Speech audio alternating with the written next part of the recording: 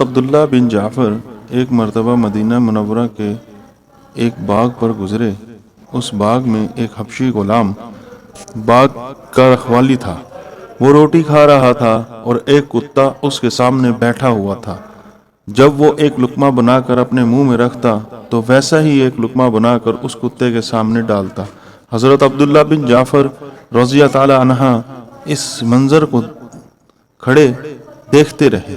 جب وہ غلام کھانے سے فارغ ہو چکا تو یہ اس کے پاس تشریف لے گئے۔ اس سے دریافت کیا کہ تم کس کے غلام ہو؟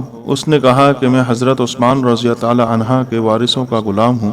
انہوں نے فرمایا کہ میں نے تمہاری ایک عجیب بات دیکھی۔ اس نے عرض کیا آقا نے کیا دیکھا؟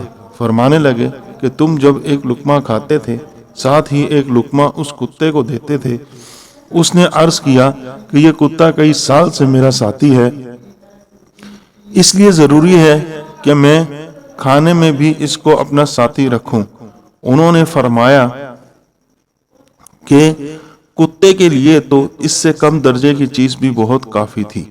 غلام نے عرض کیا مجھے اللہ جل شانہ سے اس کی غیرت آتی ہے کہ میں کھاتا رہوں اور ایک جاندار آنکھ مجھے دیکھتی رہے۔ حضرت ابن جعفر اس سے بات کر کے واپس تشریف لائے اور حضرت عثمان رضی اللہ تعالی عنہ کے وارثوں کے پاس تشریف لے گئے اور فرمایا کہ اپنی ایک عرض لے کر آپ لوگوں کے پاس آیا ہوں۔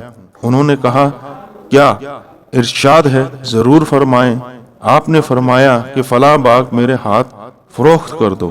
انہوں نے عرض کیا کہ جناب کی خدمت میں وہ ہدیہ ہے، اس کو بلا قیمت قبول فرما لیں۔ فرمانے لگے کہ میں بغیر قیمت لینا نہیں چاہتا۔ قیمت طے ہو کر معاملہ طے ہو گیا۔ پھر حضرت ابن جعفر نے فرمایا کہ اس میں جو غلام کا کام کرتا ہے اس کو بھی لینا چاہتا ہوں۔ انہوں نے کہا کہ وہ بچپن سے ہی ہمارے ساتھ ہے، ہم نے ہی پالا ہے، اس کی جدائی شاک ہے۔ مگر عبداللہ بن جعفر رضی اللہ تعالی عنہ کے اصرار پر انہوں نے اس کو بھی ان کے ہاتھ فروخت کر دیا۔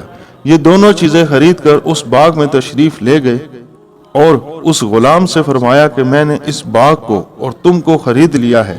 غلام نے عرض کیا اللہ تعالی شانہ آپ کو یہ خریداری مبارک فرمائے اور برکت عطا فرمائے، البتہ مجھے اپنے آقاؤں سے جدائی کا رنج ہوا کہ انہوں نے بچپن سے مجھ کو پالا تھا۔ حضرت عبداللہ بن جعفر نے فرمایا کہ میں نے تم کو آزاد کرتا ہوں اور یہ باغ تمہاری ند میں ہے۔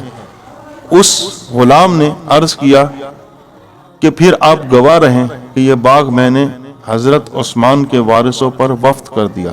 حضرت عبداللہ بن جعفر فرماتے ہیں کہ مجھے اس بات پر اور بھی تعجب ہوا اور اس کو برکت کی دعائیں دے کر واپس آ گیا۔